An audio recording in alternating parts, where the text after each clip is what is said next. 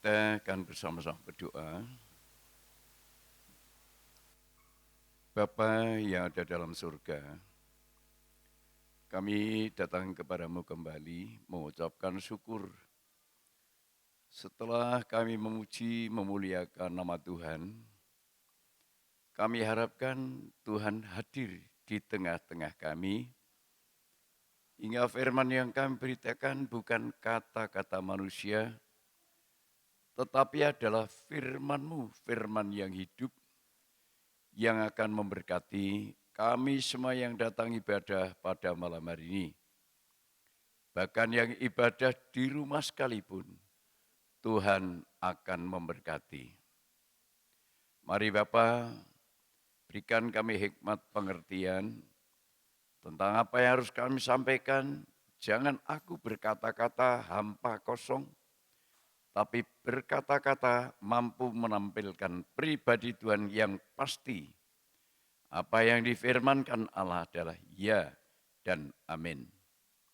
Terima kasih, kami sambut firman-Mu dalam nama Tuhan Yesus Kristus. Haleluya. Amin. Saya ucapkan selamat ketemu kembali di dalam Tuhan. Dalam ibadah malam hari ini, kiranya Tuhan berkati kita semua. Shalom. Mari kita akan menindaklanjuti firman Tuhan pada Rabu yang lalu. Kita akan membuka di dalam 2 Timotius pasal yang keempat. Kita baca ayat yang ke-7 dan ayat yang ke-8. Aku telah mengakhiri pertandingan yang baik. Aku telah mencapai garis akhir dan aku telah memelihara iman.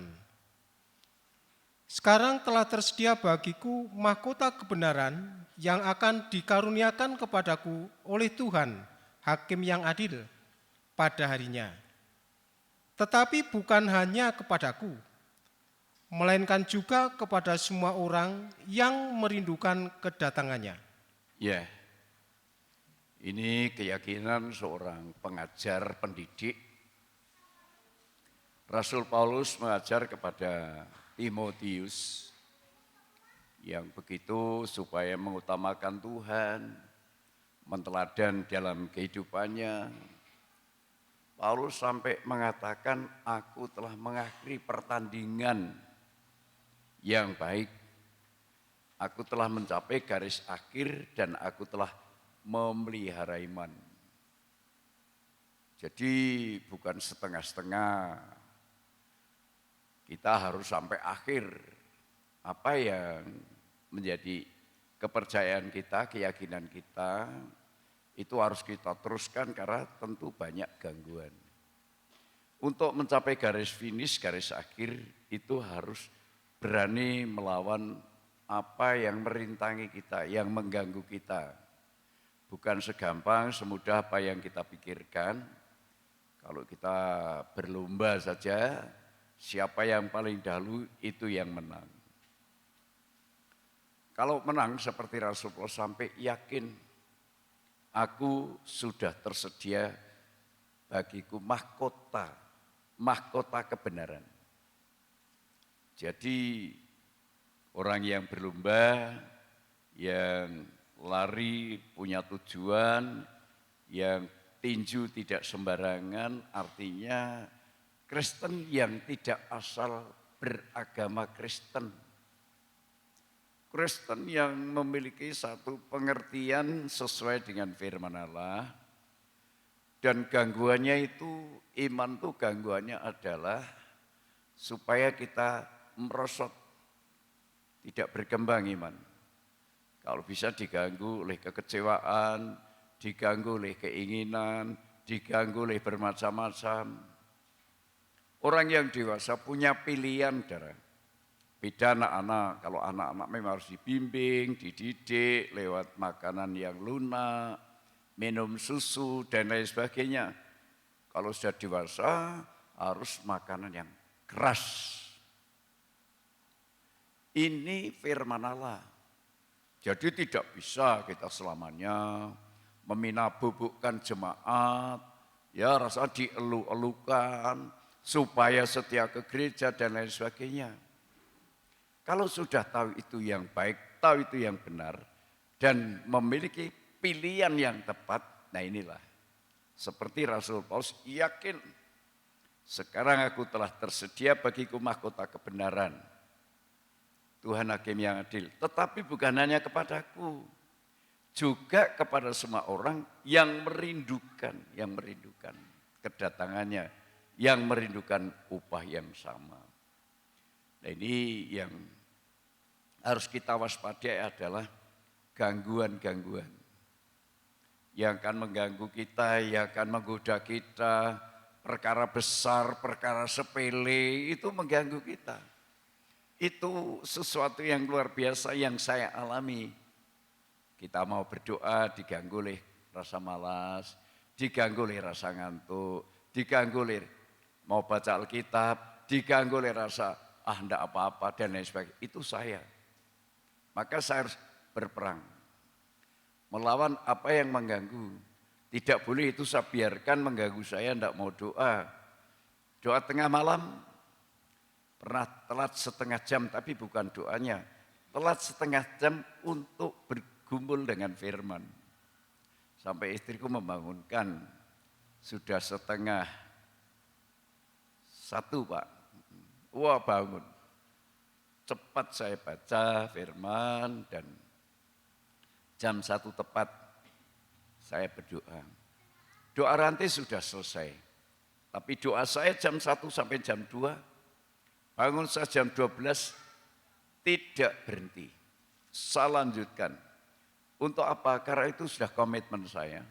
Saya merasakan hidup diberkati, umurku diberi perpanjangan, ya, dan saya diberi sehat. Kalau tidak mengucap syukur kepada Tuhan, dengan sikap yang menyenangkan hati Tuhan, bukan mencela-mencele, lah ini saudara.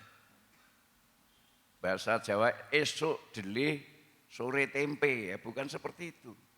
Mudah berubah, tapi harus tetap teguh di dalam iman.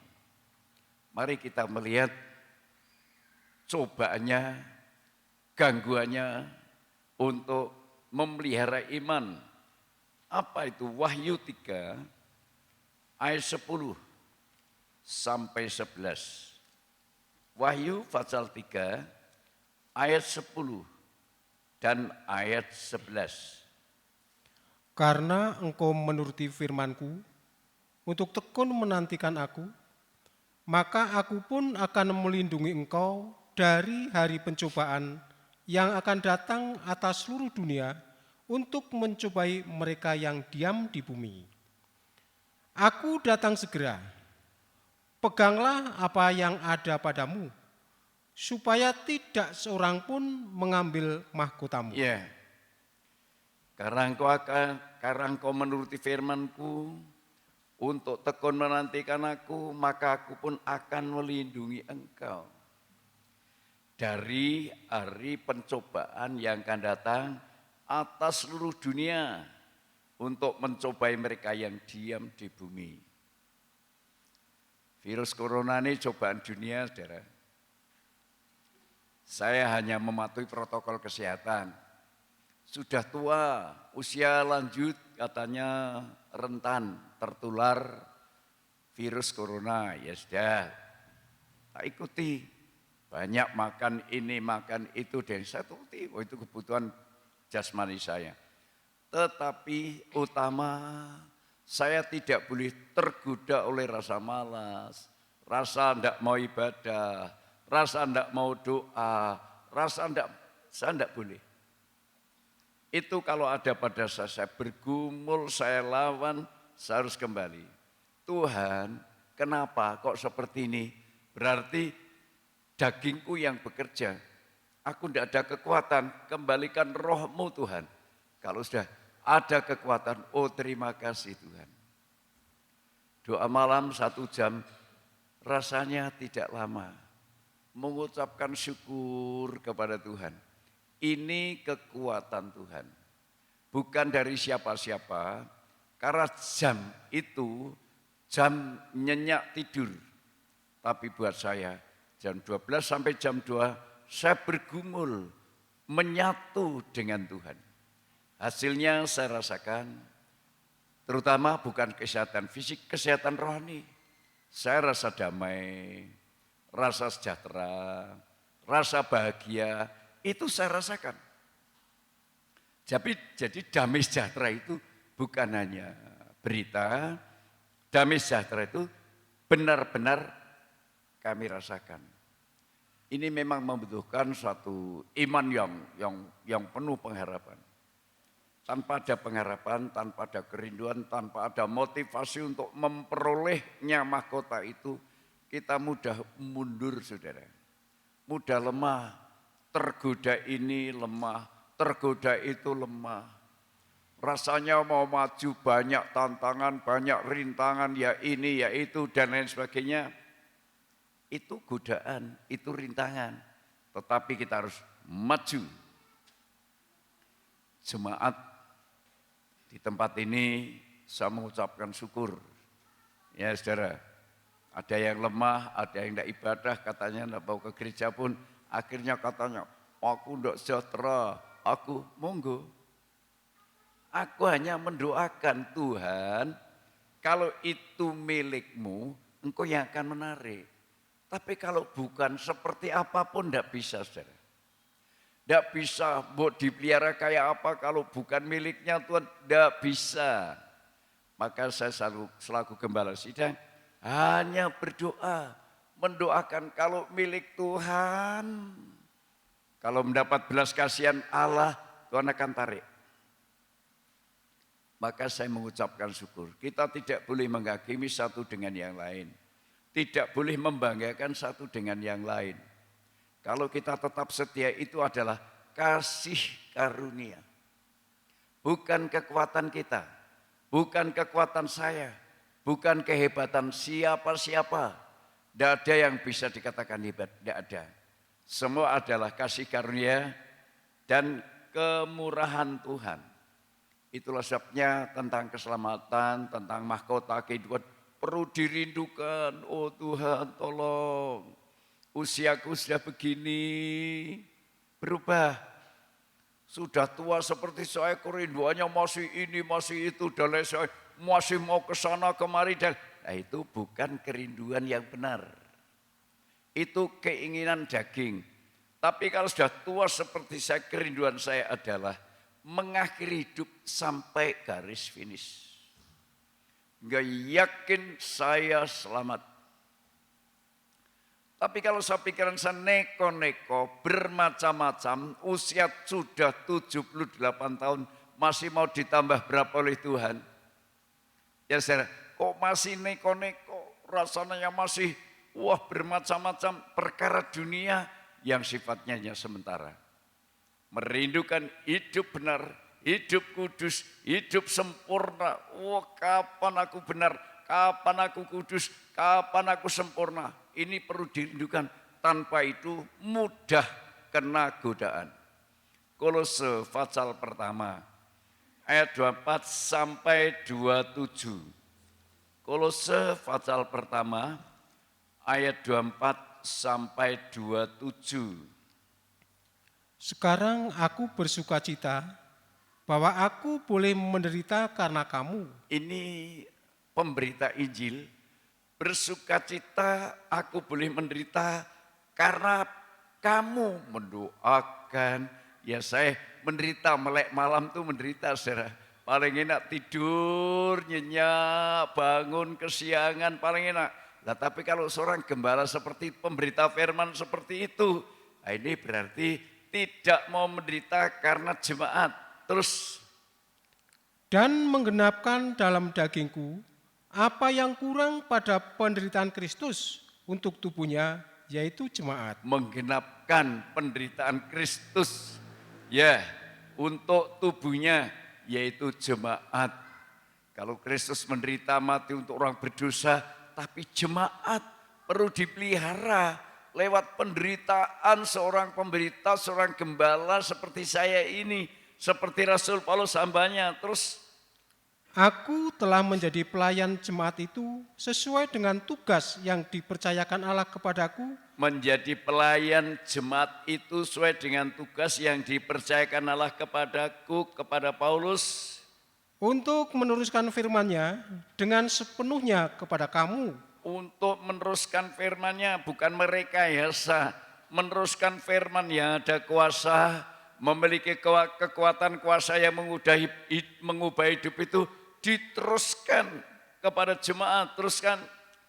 Yaitu rahasia yang tersembunyi dari abad ke abad, dari turunan ke turunan, tetapi yang sekarang dinyatakan kepada orang-orang kudusnya. Itu suatu rahasia yang tersembunyi. Maka pemberitaan firman ini harus selalu baru. Ada ungkapan baru, ada pengertian baru, ada rahasia yang dibuka. Itu kebenaran Tuhan. Bukan hanya huruf itu saja, tetapi ada rahasia baru yang dibuka. Teruskan. Kepada mereka, Allah mau memberitahukan betapa kaya dan mulianya rahasia itu di antara bangsa-bangsa lain, yaitu Kristus ada di tengah-tengah kamu. Kristus yang adalah pengharapan akan kemuliaan. Kristus pengharapan akan kemuliaan. Kalau kita tidak merindukan ini, kalau berita itu tidak mengalami pembaruan, tidak mengalami ungkapan-ungkapan firman Allah, jemaat jadi monoton, bosen. Mau ibadah gitu-gitu saja, hanya sejarah, hanya dongeng. Tetapi Rasul Paulus menyampaikan berita rahasia yang dirindukan. Seperti Rasul Yohanes merindukan rahasia Allah, gulungan kitab yang tidak bisa dibuka sampai dia menangis. Saya juga merindukan lewat pergumulan doa itu supaya rahasia itu dibuka oleh Tuhan. Walaupun ayat-ayat itu saja tetapi memiliki tujuan yang berbeda, artinya berbeda, tujuannya untuk membawa jemaat lebih yakin kepada firman. Bukan jemaat makin merosot, rohaninya makin merosot, kenyataannya tidak ibadah dia, wah rasanya tidak sejahtera, tidak enak, dan lain sebagainya. Monggo. Tapi kalau sudah nyaman, tidak ibadah, tidak apa-apa, tidak melakukan firman, tidak apa-apa, hati-hati. Mulai ada pilihan yang enak, yang gampang, yang mudah, hati-hati itu perkataan setan. Saudara hati-hati. Kalau sudah terbawa kepada perasaan pikiran yang cari yang mudah, yang gampang, yang enak, yang ini, yang itu, perkara daging, itu dari setan, nanti kita lihat.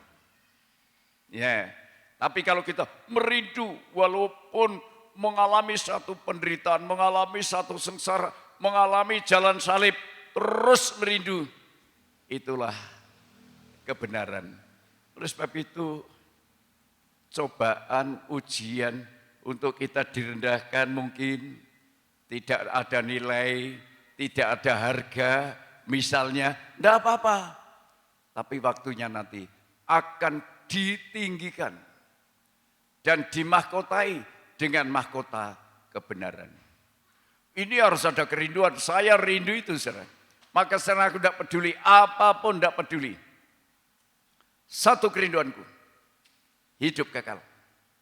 Yang lain tidak ada. Ya, yang lain kalau bicara makan, khusus hanya makan. 1 bulan saya berapa? Kalau khusus makan ya saudara, karena makan kami sederhana, sayur, yang penting ada buah, ya ada sayur, ya ada tempe, ada yang lain, ya tidak harus makan yang enak itu aja. Kadang aku tidak nyentuh, tidak makan. Jadi saya memelihara fisik, karena di rumah Allah, saya juga memelihara rohani. Karena ini nanti akan menikmati apa yang dijanjikan oleh Tuhan itu, akan kami nikmati. Roh kami, rohani kami. hidup kekal selama-lamanya. Orang yang merindukan janji itu bukan perjalanan gampang, perjalanan lewat diuji. Ya, kuat enggak dengan firman yang murni, firman yang dari Tuhan itu kuat enggak? Ayo kita lihat contoh bangsa Israel diuji, direndahkan. Ya, dia hanya makan mana yang turun dari langit, dari surga. Dia betah enggak? Ulangan pasal 8 ayat 2 dan 3. Ulangan pasal 8 ayat 2 dan ayat 3. Ingatlah kepada seluruh perjalanan yang kau lakukan atas kehendak Tuhan Allahmu di padang gurun selama 40 tahun ini dengan maksud merendahkan hatimu dan mencobai engkau untuk mengetahui apa yang ada dalam hatimu, yakni apakah engkau berpegang pada perintahnya atau tidak. Apakah engkau berpegang pada perintahnya atau tidak? Jadi ia merendahkan hatimu, membiarkan kau lapar dan memberi engkau makan mana yang tidak kau kenal dan yang juga tidak dikenal oleh nenek moyangmu, untuk membuat engkau mengerti bahwa manusia hidup bukan dari roti saja, tetapi manusia hidup dari segala yang diucapkan Tuhan. Nah ini saudara, bangsa Israel yang dijanjikan untuk menerima tanah yang berlimpah susu dan madu, itu pun diuji, diizinkan lapar, tidak ada roti, tapi hanya mana yang turun dari langit. Tahan enggak? Ternyata mereka ngomel, saudara. Jadi kalau dalam gereja ada pengajaran yang benar, pengajaran dari Allah, ada pembukaan rahasia firman Allah, ada yang ngomel, itulah orang yang akan mati di padang gurun, mati di perjalanan tidak betah. Saya pernah ditanya oleh teman, terkenal dulu, wah di gereja Kali Putih ini itu, sekarang bagaimana? Oh begini begitu dan lain sebagainya. Tidak kuat. Ya saudara, tidak kuat mau diapakan? Ini ada contoh. Yang kuat cuma siapa? Yosua dan Kaleb. Dua orang yang kuat makan mana yang turun dari surga. Untuk menuntun mereka yang lahir di padang gurun. Bangsa Israel yang keluar dari Mesir, semua mati dalam perjalanan. Semua karakter daging akan tidak bisa mewarisi kerajaan surga. Itu gambaran karakter daging. Manusia hidup bukan dari roti saja kebutuhan daging, tetapi dari firman yang keluar dari mulutnya Allah. Itulah cobaan yang diujikan, yang dicobakan oleh iblis kepada Tuhan Yesus. Yesus menjawab, manusia hidup bukan dari roti saja, tapi dari firman yang keluar dari mulutnya Allah. Ujian ini sangat berat untuk tubuh jasmani, saudara. Masalah makan, masalah pakaian, masalah kekayaan, berat sekali. Tetapi ingat, jangan sampai menggoda, jangan sampai melemahkan kita. Hanya persoalan-persoalan yang badani, yang jasmani, sampai kita, waduh ya saudara, ikut Tuhan, melupakan tujuan. Tujuan kita adalah selamat. Tujuan kita adalah mahkota kehidupan, tujuan kita. Tapi kalau nanti sudah tergoda dengan apa yang menarik di dunia ini, kalau itu tidak dilawan akan menggagalkan tujuan. Contoh siapa? Contohnya adalah anak muda yang kaya. Dia bertanya, Guru, bagaimana caranya untuk memperoleh hidup yang kekal? Kamu harus melakukan hukum Taurat diantaranya, jangan berzina, jangan mencuri, jangan membunuh, ya hormati ibu bapamu. Sudah saya lakukan semua, masih ada kurang satu. Apa itu? Untuk kamu jadi sempurna, jual kekayaan, berikan kepada orang miskin, baru ikutlah aku. Ini ujian paling berat. Kalau sudah berbicara uang, berbicara kekayaan, ujian yang paling berat. Anak muda yang kaya, kegagalannya persoalan harta. Itu yang selalu mengingatkan saya, kalau sudah mulai diberkati, hati-hati. Jangan menyalahgunakan berkat Tuhan yang sebenarnya untuk hormat dan kemuliaan Allah, tetapi diselewengkan. Ini yang saya harus hati-hati dalam diri saya. Saya menasihati diri saya sesuai dengan nasihat almarhum, hati-hati. Anak muda yang kaya gagal mencapai kepada kesempurnaan iman karena tergoda oleh kekayaan. Atau dibaca saja Matius 19 ayat 16. Lebih baik Matius 19 ayat yang ke-16. Ada seorang datang kepada Yesus dan berkata, "Guru, perbuatan baik apakah yang harus kuperbuat untuk memperoleh hidup yang kekal?" Ini perbuatan baik apakah untuk memperoleh hidup yang kekal? Cukup Pak Sarjo.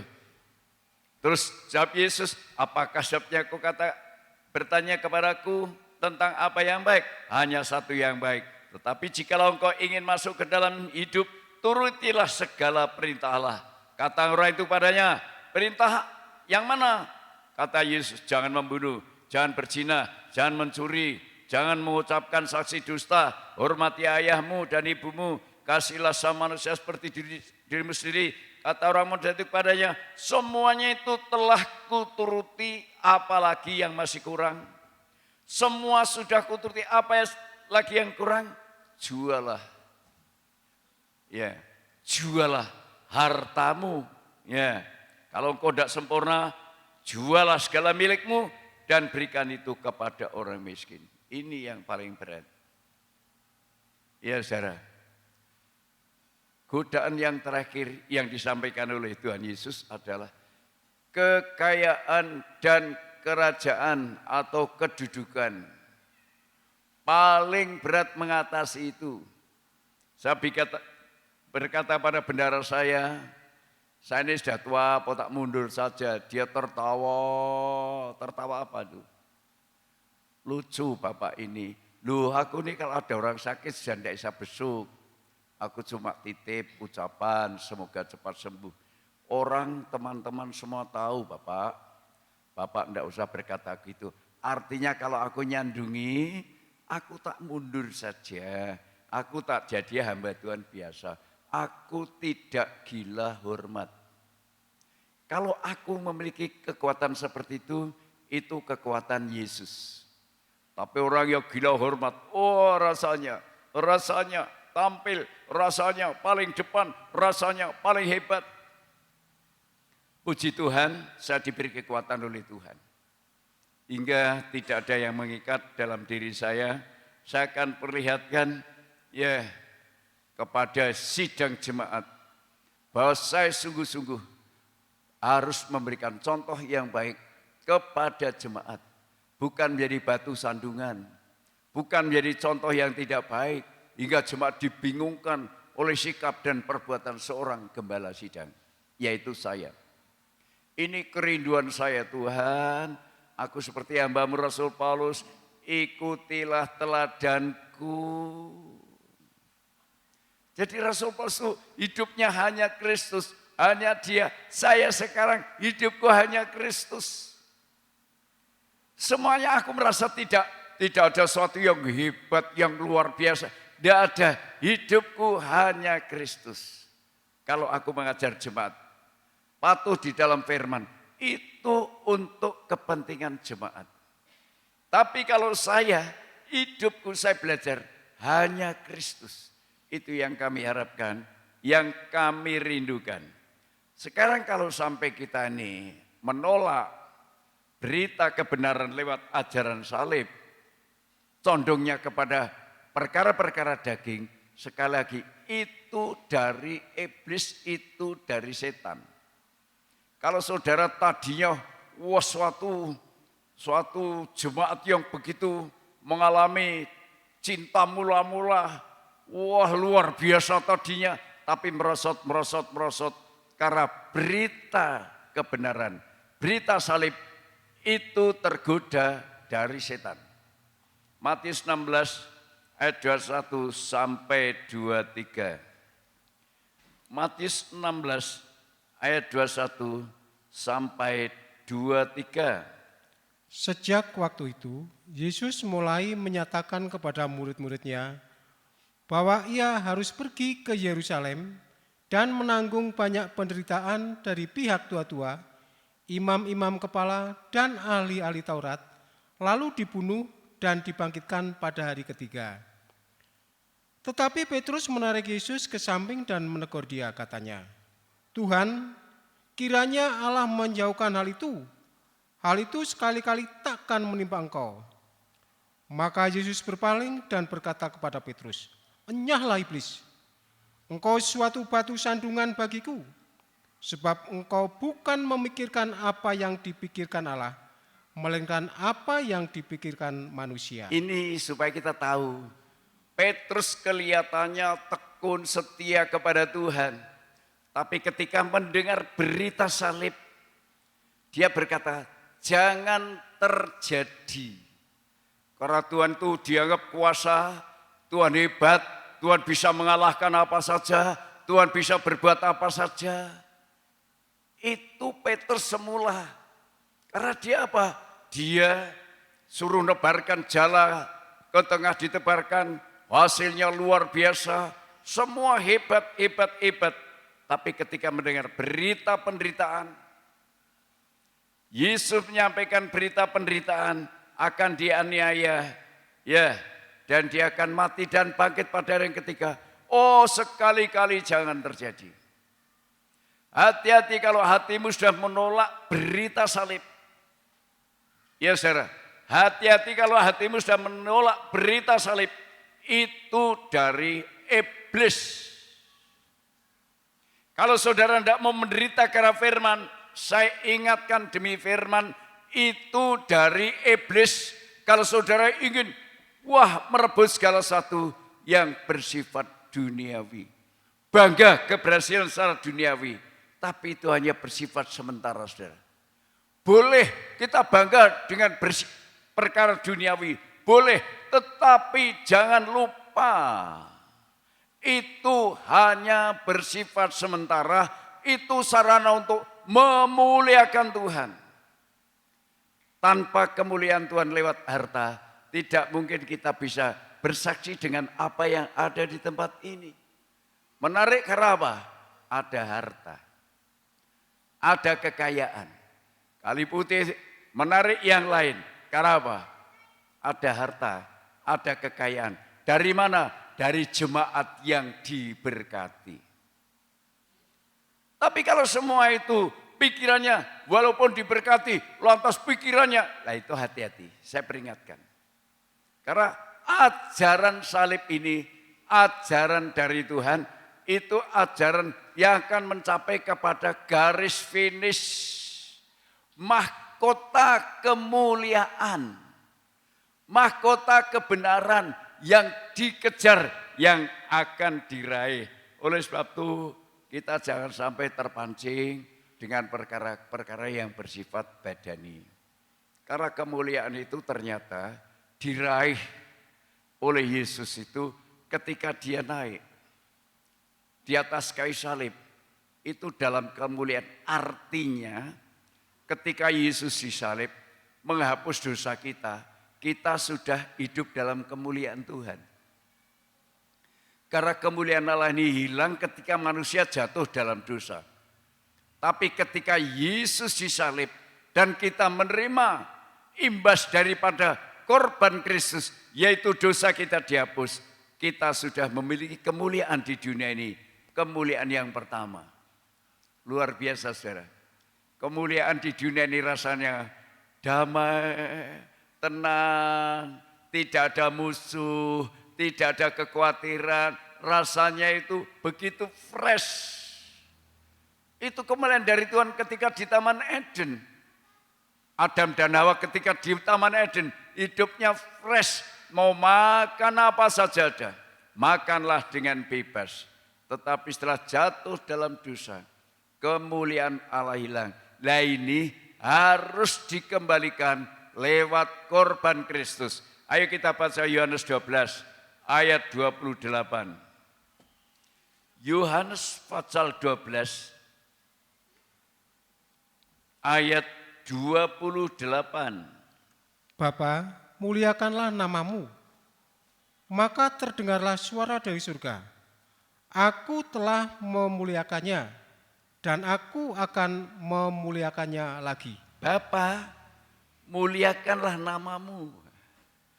Jadi Yesus disalib, dinaikkan di atas kayu salib itu, muliakan namamu. Maka terdengar suara dari surga, aku telah memuliakannya. Dan aku akan memuliakannya lagi. Kemuliaan itu bukannya di surga. Di bumi ini kita sudah menikmati kemuliaan ketika kita menghargai salibnya Tuhan. Karena korban Kristus tujuannya adalah untuk menghapus dosa yang menghilangkan kemuliaan Allah di dalam manusia. Maka orang yang berdosa tidak pernah akan merasakan damai sejahtera, hidup tenang, hidup bahagia. Tidak akan. Makin diberkati, makin resah.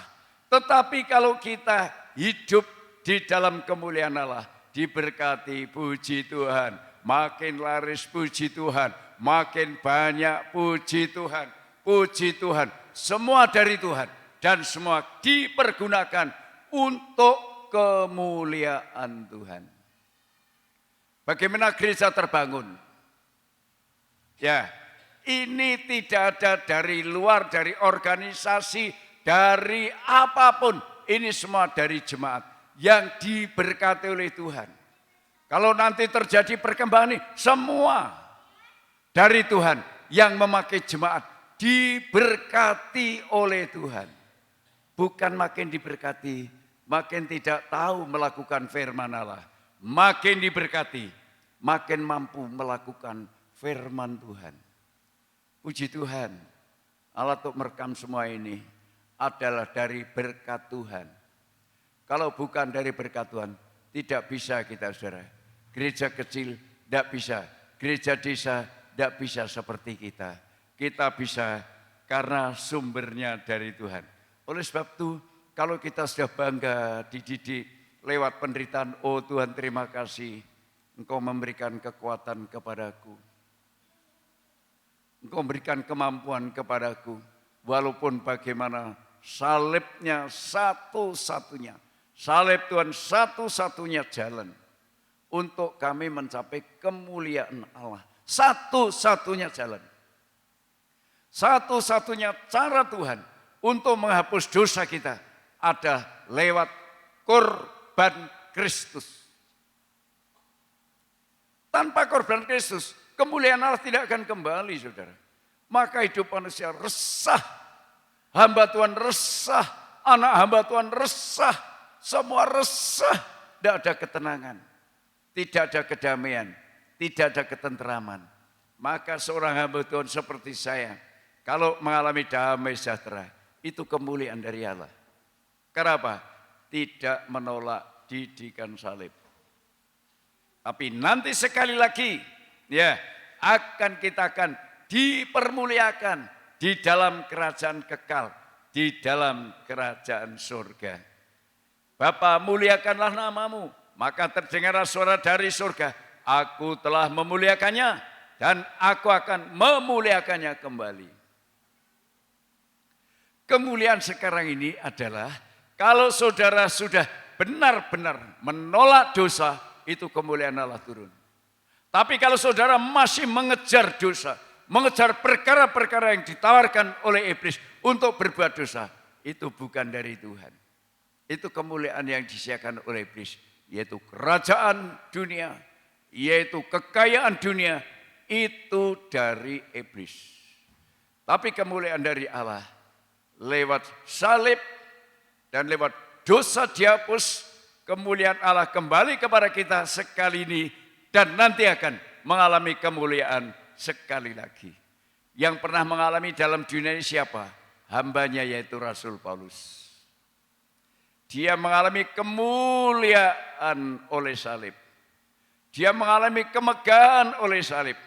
Aku tidak akan bermegah selain salib Kristus. Ini manusia biasa. Manusia berdosa yang dulu menjadi pembenci Kristus. Pembenci pengikut-pengikut Kristus. Tetapi setelah di dalam Kristus, dia dibimbing oleh firman Allah, dibimbing oleh Tuhan untuk masuk dalam perjalanan salib. Dia paham. Pahamnya di mana? Dia makin hilang dosanya karena ajaran salib. Bahkan dia, aku tidak akan bermegah, aku tidak akan merasa kemuliaan di dunia ini tanpa ajaran salib. Ini Rasul Paulus. Jadi kalau mungkin dicerca, dihina, diejek oleh orang, bagi Rasul Paulus tidak masalah. Di penjara dia memuji, memuliakan Allah. Terjadi gempa dan roboh. Ya, Paulus dan Silas roboh, tiang-tiang itu, pintu-pintu terbuka. Dia tenang. Kepala penjara mau bunuh diri. Jangan kau apakan. Dia datang, apa yang harus kau lakukan supaya aku selamat? Percayalah kepada Yesus. Kamu dan seisi rumah tanggamu akan selamat. Puji Tuhan kalau saudara mempergumulkan keluarga. Supaya apa selamat? Saya setiap doa mempergumulkan anak cucu. Setelah itu jemaat tak pergumulkan untuk selamat. Ya, itu tidak pernah lepas. Setiap doa saya pergumulkan, Tuhan aku mencintai selamat. Untuk apa anak-anakku memperoleh semuanya? Kalau tidak selamat. Itu saya pergumulkan. Karena apa? Saya tahu kemuliaan yang saya rasakan seperti yang Paulus rasakan. Aku tidak akan bermegah selain salib Kristus. Dia bermegah, dia rasanya megah berarti dalam kemuliaan. Megah saudara. Mobilnya hebat, rumahnya hebat, perabotannya hebat, megah. Paulus berkata, aku tidak akan bermegah selain salib Kristus.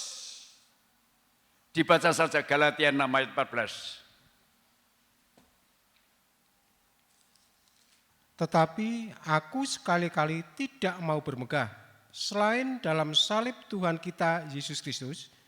Sebab olehnya dunia telah disalibkan bagiku dan aku bagi dunia. Sebab olehnya aku telah disalibkan, dunia telah disalibkan bagiku. Artinya dia sudah tidak terikat lagi persoalan-persoalan kehebatan dunia.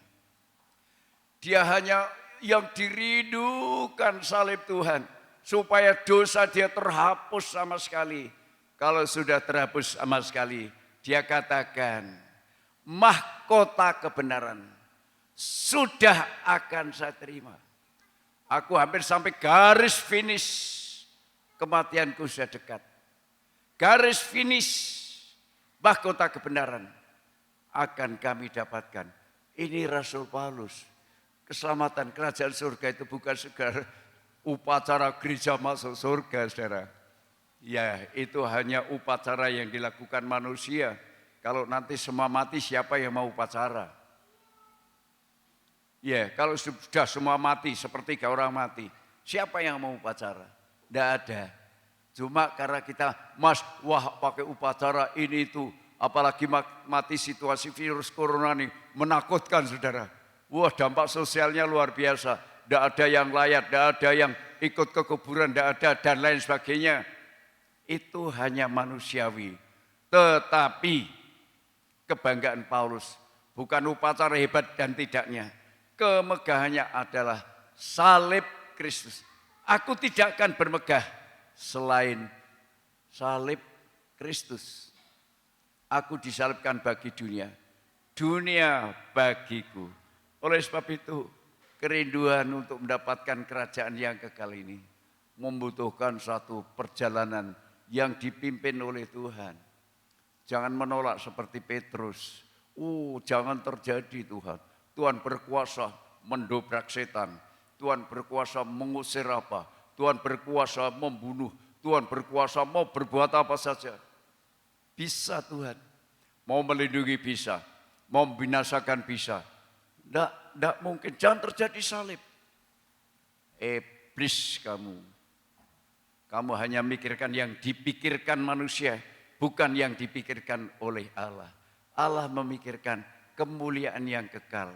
Dimulai ditunjukkan kemuliaan yang sementara sekarang ini. Saudara nanti kalau sudah menerima kemuliaan yang sementara. Hati itu tenang. Damai, tidak mudah emosi. Tidak mudah marah. Tidak mudah tersinggung. Tidak mudah. Itu kemuliaan yang diberikan sekarang.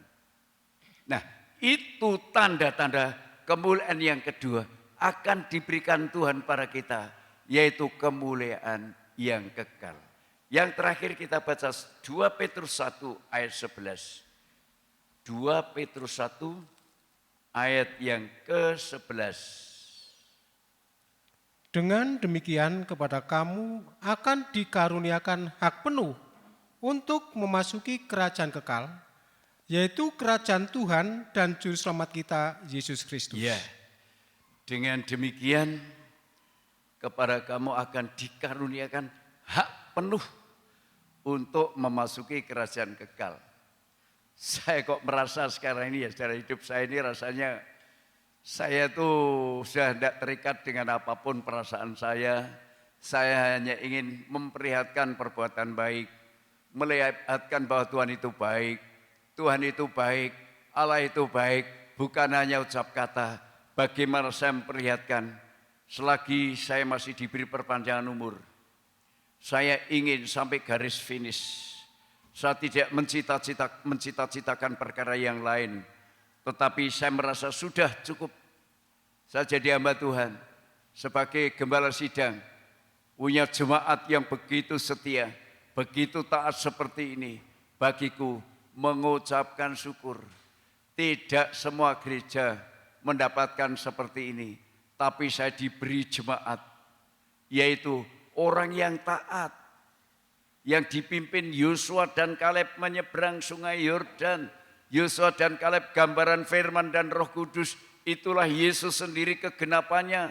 Firman dan Roh Kudus yang memimpin saya dan saudara untuk menyeberangi dunia yang hebat ini masuk di dalam kerajaan yang kekal.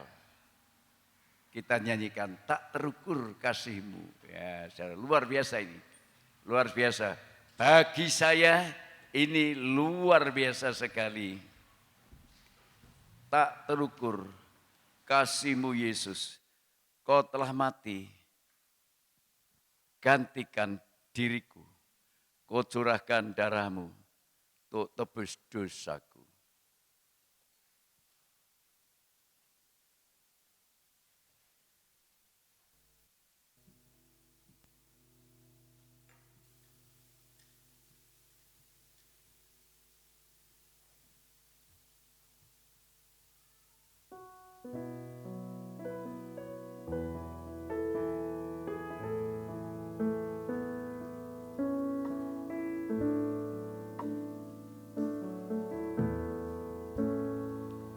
Terukur kasih-Mu Yesus, Kau telah mati, gantikan diriku, Kau curahkan darah-Mu, tebus dosa, layaklah dipuji dan disembah. Dipuji dan disembah dengan segenap hatiku.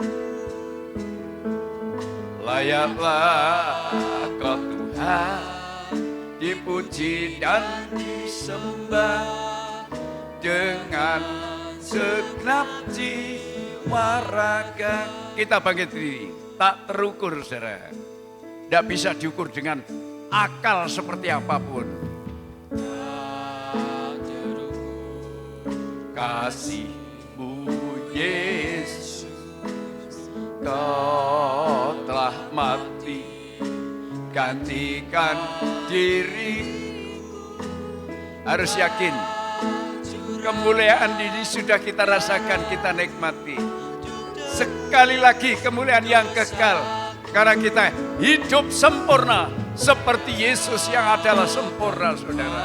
Haleluya, haleluya, luar biasa Tuhan, luar biasa Tuhan. Sekarang harus kita nikmati kemuliaan yang disediakan Tuhan lewat korbannya Kristus. Haleluya.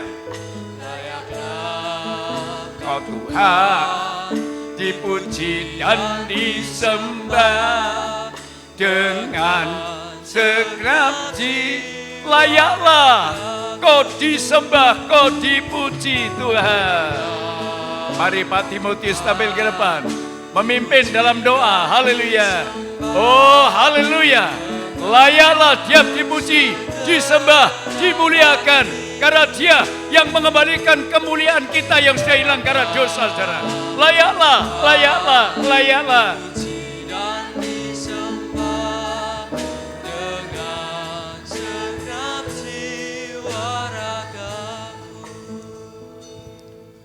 Engkaulah Tuhan pribadi yang layak kami sembah, kami tinggikan dan kami agungkan.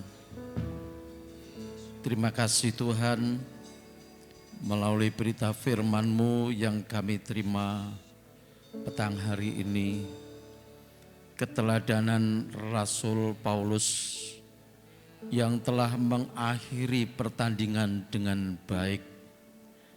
Rasul Paulus telah mencapai garis finish dan telah memelihara iman hingga telah tersedia mahkota kemuliaan. Tujuan hidup kami adalah mencapai kepada garis finish. Namun untuk mencapai kepada kemuliaan yang kekal, harus dimulai dari pertandingan. Kalau Rasul Paulus sudah mengakhiri pertandingan dengan baik, berarti dia menang di dalam pertandingan. Kami masih banyak kalah, kami masih banyak gagal dalam pertandingan iman. Kami masih banyak sekali yang harus dibenahi dalam kehidupan kekristenan kami. Tuhan, jangan sampai kami menjadi lengah, mungkin hanya berbangga-bangga dengan berkat-berkat secara lahiriah, dengan kemuliaan dunia yang didapatkannya, tetapi tidak mencapai kepada pertandingan yang baik atau tidak mencapai kepada kemenangan dalam pertandingan. Seringkali kami tidak memelihara iman kami oleh karena situasi, kondisi, dan keadaan. Tetapi malam hari ini kami mau meneladan kepada pribadi Rasul Paulus yang benar-benar bisa menjadi suri teladan dalam kekristenan kami ya Tuhan. Sebagai contoh bangsa Israel yang dipimpin oleh Musa keluar dari Mesir menuju Kanaan. Mereka sebagian besar gagal di tengah perjalanan. Mereka tidak mencapai garis akhir. Mereka tidak mencapai kepada kemenangan iman. Karena mereka terpengaruh oleh situasi padang gurun. Mereka memberontak dan melawan hamba Tuhan, melawan Tuhan, hingga mereka ditewaskan di padang gurun. Hanya beberapa orang yang diizinkan masuk, mereka yang lahir di padang gurun, Bukan kehidupan yang lama yang menang, tapi kehidupan yang mengalami pembaharuan yang dibawa kepada kemenangan. Pemuda yang kaya, dia gagal untuk mencapai pertandingan yang baik dan mencapai garis akhir karena dia berat dengan harta kekayaan duniawi untuk tidak bisa melepaskan diri dari ikatan materi, ikatan duniawi, hingga tidak bisa mencapai kepada garis akhir. Ini merupakan satu contoh-contoh yang indah sekali bagi kami ya Tuhan, untuk kami tidak terikat dengan apapun juga yang ada di dalam dunia ini, kecuali kami hanya memandang kepada Yesus dan memelihara iman kami sampai kami tiba kepada garis akhir, garis finish, dan kami tampil menjadi pemenang oleh karena kami mau memelihara iman. Berikan kekuatan kemampuan kami Tuhan untuk mencapai kepada garis akhir. Terima kasih Engkau sudah memberkati kami melalui firman-Mu, berkati hamba-Mu yang menyampaikannya. Di dalam nama Tuhan Yesus Kristus kami sudah berdoa. Amin.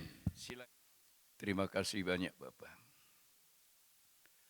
Aku merenungkan hamba-Mu yang Kau pakai luar biasa menjadi teladan.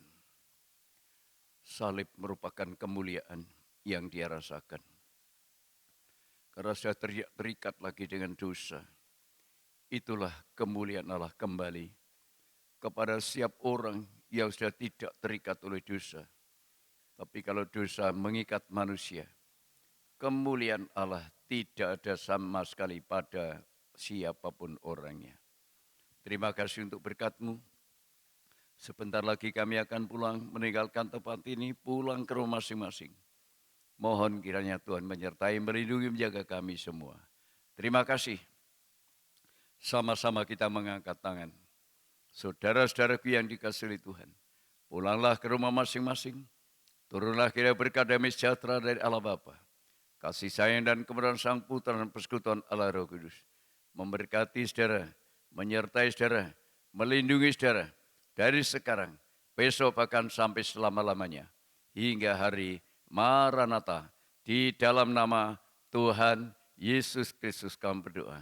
Semua kita katakan amin. Saat malam, saat pulang Tuhan berkati.